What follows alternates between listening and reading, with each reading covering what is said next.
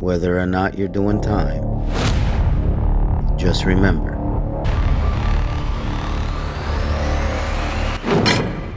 it's always a thin line. Hello, everyone. Teacher William here, and I just wanted to make a quick disclaimer before we listen to this episode.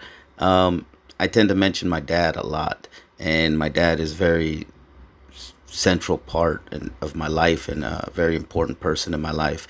But with my pops is also my mom, and I just want to make it clear that in this story, the story you're about to hear, my mom was there too. Um, so I just don't ever want to give the impression that my mom wasn't there. My mom was there just as much as my dad, and without my parents, I most certainly wouldn't be who I am today. And so I just wanted to give a shout out to my mom and say thank you just as much as my dad. Without you both, I don't know where I'd be today. So enjoy the show. Hello, everybody. I'm Teacher William, and welcome back to It's Always a Thin Line. And I'm here again with my good friend, Boss Man Leon. How you doing today, Boss Man Leon? Hey, I'm good. I'm good. What's up? Just like we always do. What movie is this? Freedom. Oh man, Braveheart. Yes, sir. Good one. Hey, all right, all right, all right. Cool, cool, cool. All right. So today, guys, today on this podcast, you're in for a treat. You're going to get quite a few of these spread out throughout our podcast. And normally we talk about certain things from the guard's perspective and from the convict's perspective. Hold Um, up, hold up, hold up. Sorry to stop you, Teacher William. You go said ahead. guard. All right. I'm not a guard. Ex guard, ex prison guard. I am an officer. Oh, an ex prison officer. Okay. Yes, sir. Works for me. Works for me. Hey, works for me. So an ex-prison officer and an ex-con or ex-inmate, whatever. It works. It works for me. Um, that's the normal. What you normally get is two different perspectives, but today you're in for a treat.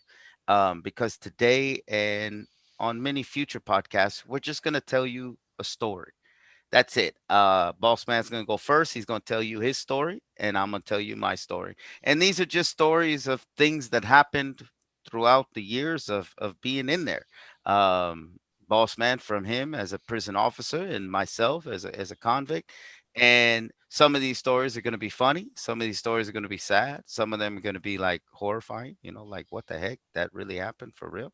And our point is just to give you a taste of what's going on. Our point is just to give you a taste of what our experiences were. I know there's a lot of people out there doing this on YouTube and different podcasts as well. So that's why what we want to bring to you is not only the different angles, from an officer's point of view, from a convict's, and from an officer's point of view who knew the very convict that he's actually talking about and guarded him. We want to give you that, but we also want to give you a little bit of what our experiences were like. And I think that you guys will come to see, and I'll let you be the judge yourself, that our experiences are not that far apart.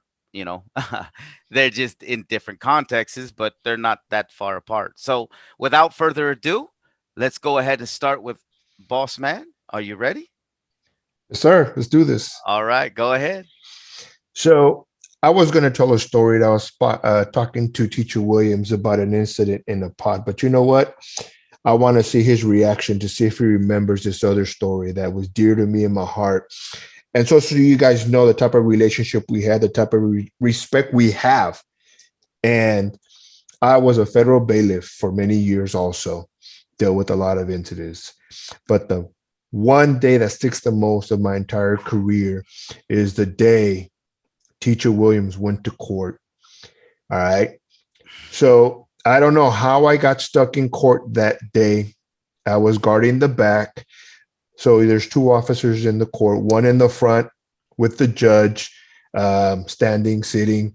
So in case the inmate detainee acts up, it's our job to protect the attorney, the government attorney, the defense attorney, the judge, the transcriber, the interpreter, and the officer in the back is in charge of protecting the public and the inmates. Okay.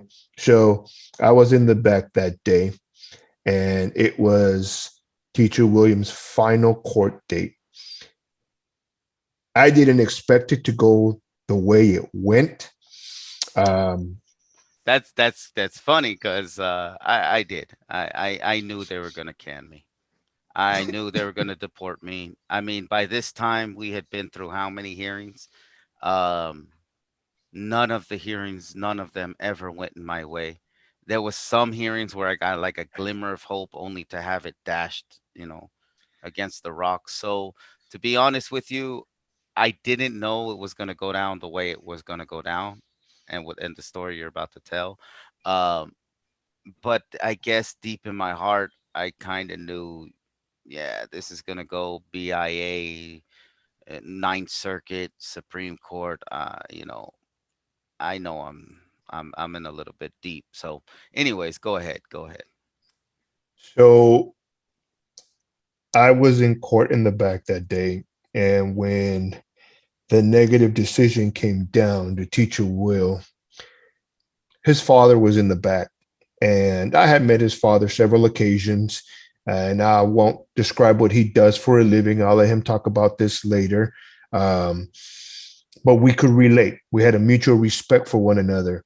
And when court was adjourned, um, his father stood up and teacher Will stood up. And I'm like, oh, shit. And I don't remember if it was you or your father who asked for a hug. It was me. I asked the judge. The And judge was still she, sitting. She said it's up to you guys. right. And He. the unfortunate part was I'm cool. I'm lenient. I know this gentleman's about to be deported the rest of his life. However, if I was to let it happen, I don't know the way the court interpreter would take it. I don't know the way the federal prosecutor is going to take it. I don't know the way the officer is going to take it. And as sad as it sounds, and it sucks to be put in these positions, a lot of these officers get put in these fucked up positions. I couldn't risk my career, my job, from letting an individual who I know is leaving the country, probably permanently, hug his father for the last time. And it was a difficult decision. And I told him, no, I'm sorry, you can't. It was a hard decision because Teacher Will was my porter, he was my trustee. He did some shitty work for me. I'm literally, I would wake him up at Literally. 6:30 in the morning because I worked the mental ward also. Hey, Teacher Will. I didn't call him that at that time, but I said, Alfaro, get up. He's like, what's up? Hey man, you got 3 lunches coming and whatever you want. I got a cell full of shit everywhere and I need you to pick it up because I ain't gonna do it. And he would. He would complain and throw up and I would throw up, but we would get the job done. And he was a man. He did what he had to do. It was his job and he did it every single time. So I had mad respect for him. I still do. But I remember clearly, like it was yesterday, him taking a few steps. And I told him, I don't know if you remember, I No. said, this is going to get ugly. Don't do it. I don't want to get ugly because it's going to get ugly. And I know you. You're not going to hold back. I'm not going to hold back. It's going to get ugly. Don't hug your father, please. And I kept looking at his dad. Please, let's walk out. And the dad was like, it's a father. I can't fathom a father looking at his son knowing he's going to be deported to another country for the rest of his life until he fixes the stuff. I can't. I'm not going to risk my career. And I remember you thought about it. I even think you balled up your fists. All right. So, well, let me give you my side. Yeah, pretty much. I asked for the hug. I knew this was it. I wasn't upset with you. I knew you what you were doing, why you were doing it. The only thing that was going through my mind is risk gain. I mean, I was trying to decide. Yes, I knew. I heard. I remember what you said, and everything you said was true. I was just deciding if I could get to my father fast enough, if I could, in fact, hold him and hold on long enough, and that was probably all that was. I wasn't. We had worked by that time, boss. We had worked together for multiple years. Right, right. I wasn't about to swing on you or the other, and I think I knew the other officer too, so I wasn't about to swing on them either. But I was about to do what I had to do, and I knew how it was going to end. I knew it wasn't going to be a good thing. So, as you're telling this story, it's funny because when I was 18 years old, I walked to a skating rink and I got a job. They told me you start this weekend. And I'm on my way down the street and I'm walking past the high school and I'm on my way to Pizza Hut because I got a job interview for second one and it looks like they're going to give me that job. And as I'm walking down this street, I hear a whistle, hey, Will, So I turn and I look and sure enough, it's a group of, the homies is there, and really, at this moment, I have a choice. I keep walking and go to my Pizza Hut interview, or I can turn right. And I turned right. Little did I know that this one decision, this one choice, was going to severely affect my life. And it did. It's the choice. I went, the homies, we started drinking. Next thing you know, we're breaking into houses, and it just led to there. And that's what led to me going to prison. Um, So we flash back to this moment where Mr. Leone and where Boss Man is telling me, "Hey, don't do it." And I balled up my fist, and I was getting ready to go and do what I had to do, and hug my father, and to hell with the consequences. But I want to go a little deeper, and it's gonna get deep here. It's gonna get deep here, guys, because I didn't want to come to El Salvador, not for anything. Uh, I had no family, I had no friends. All I knew was prison. I didn't want to come here. So when I left state prison, I said, look, in my mind, I said, I'm going to let this go. But if it ever comes to a point where I think they're going to really send me to El Salvador, I'm just going to catch a life sentence. I'm going to take off on an officer. I'm going to assault an officer. And that's going to get me. And just so you guys know, it's part of the story, but I went to prison at 18 years old for burglary. And they not only got me with burglary, but they gave me two strikes. Um, I would actually catch another charge in prison. We'll talk about that later. And I that should have been my third strike. You're out. The judge had mercy upon me, and I didn't get life. So an assault on an officer now would have guaranteed me the third strike and would have guaranteed me life. About I don't know, about a year before this day happened, I was in my cell and I was praying, and it was funny because I was praying with all my heart. It was early morning. And sure enough, I hear Alfaro and, oh, happy day. Right. And it was Boss Man Leon. And he came, and right before he got to the door racked, it opened up. And right before he got to the door, because I could hear his keys, I said, thank you, Jesus. And I rose up off my feet. And I was standing when Boss Man came around the corner and stood at the cell door. And he looked at me. And I don't know if you remember this, but you looked at me and you said, hey, you just get done praying or what? And I said, man, how you know that? He said, man, you got a glow about yourself. And I'm not going to lie. Look, I'm not a religious, well, I believe in Jesus Christ, God Almighty. If you believe in whoever you believe in, God bless you. And that's one thing I learned from Boss Man Leon and my father. Hey, let every man believe what they want to believe. God bless you. Amen. So, but I believe in God. And at that moment, when I walked out the door, I believe God told me, I believe God spoke to me and said, you're not going to put your hands on nobody. However this ends, you're not going to put your hands on nobody.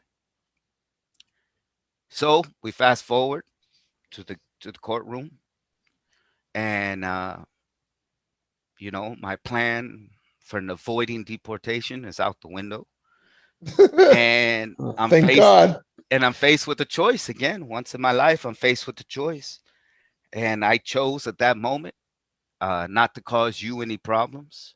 I chose not to make things worse for my dad, so he doesn't have to see grown men beat on his own son, who was only trying to give him a hug, but they're just doing their job. So, imagine how my father would have felt watching you whoop on me, watching you guys band me up a little bit. Because let it be known, guys, that if, Leon and the other CO, Leon didn't need the backup.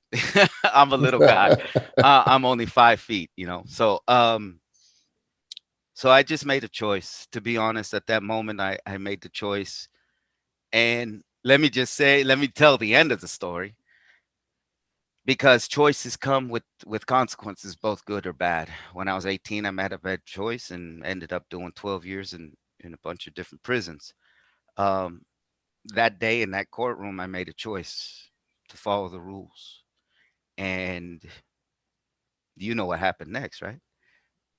You don't I don't remember? know. Okay. What happened next is I said, "Fine. I love you, Dad, and Oh, I'll see you when I see you." yep. You cuffed me up and you took me to a holding tank, and I said, why are you putting me here? Just take me back. I don't want to be here." And you said, "Look, Yes. I'm gonna put you here to cool down for a moment because you're not in a position to go back to the unit. You're gonna still catch a case anyways. So let me put you here for a minute. Chill out. I'll come see you in about 10." I said, "Fine." You uncuffed me. You put me in the thing. You came back about 15 minutes later. Um, and you didn't cuff me up because I didn't need to be cuffed up at that moment. You asked if I was cool. I said, "I'm cool." And you took me to a special visit. Basically, Boss Man Leone had gone and spoke to the chief of security. Chief of security explained to her, "Look, the little guy been deported. He's probably not going to see his father again. We understand that there's no contact visits anywhere in this facility, but if you could grant him a small visit, that'd be cool." Um, and I remember Boss Man came and got me. He walked me to they had special visiting rooms for court, and he Right. walked me there. He uncuffed. No, no, that's right. You did cuff me, because when you put me in the visiting room, you uncuffed me. Yep. And I remember the chief of security coming by and told basically the officer, "Look, they can visit as long until you have something to do. When you have something to do, you got to go back to court or something. They got to end their visit." And I actually got about a 3 hour visit that day. Uh, and again, choices. I made a right choice. I got blessed with a little something. We're human. It's a thin line. It's a really thin line always. And compassion, caring for one another, that's the way to do things. And I knew this gentleman was about to leave the country forever. Just because he's an inmate or a detainee doesn't mean he's bad. You know, I believe God placed me in the positions I was in, not to be an asshole or be judgmental. However, I was when I needed to be. But I I gotta knew in my say, heart, yeah, I gotta say, if it had been another CO that day, I probably, I would say there's probably an 85% chance I made the other decision. Yeah, I mean, I had to be real. I did it not aside from the physical. I mean, right, aside from getting my ass whooped, which I've taken many ass whoopings in my life. You heal from. right. I'm not afraid of an ass whooping. I'll take one if I determine it's worth it. I'll take it. I don't mind.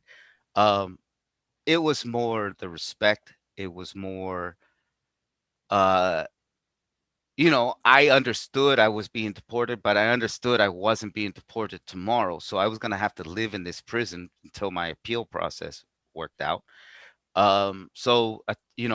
Making a bad decision would have meant my job. It would have meant, my cushion little cell that I had. I had a little corner cell. It would have meant a lot of things. I mean, my life just would have gotten worse. And I know there's a lot of homies out there that are thinking right now, but yo, whatever, homie, you do what you got to do. You pay the yeah, okay, I get it. But one thing prison taught me is that, or at least me personally, is prison taught me, hey man, you get to decide whether or not you want to pay that consequence. Yep. And to be honest, uh that day proves that I could make some kind of right choice. I could do some kind of good. I didn't have to, I could follow the rules. Even if you don't like the rules, sometimes you got to follow them. And you know, I'm very thankful for that day. I'm thankful you remembered that story, because I had forgotten that story. It was a heartbreaking day. My dad was there, and you're right. That's the last time I saw my father in the U.S. I believe it was that day. We would later meet up again later, and that's another story here. He doesn't come to El Salvador, but we met up in another country. Him and my mom. We saw each other for the first time in like 13 years or something. Uh, so yeah, that was a great story, boss. I'm glad you brought it up. Uh, we're not Well, even gonna go with another one. We'll just stick with that one, because that day was definitely a day. And I guess yeah, the humanity was definitely there. I mean, yes, you told me don't do it. I mean, you everything you said that's what you said. But I just want to be clear for those out there. We looking each other in the eyes at that moment, and we're only oh yeah. a foot away. So in your eyes, I could see, yo, dude, don't make me kick your ass, man. Don't make me do this. I will put the cuffs on you. I will kick your ass as much as I had to kick your ass, and this is not going to end good.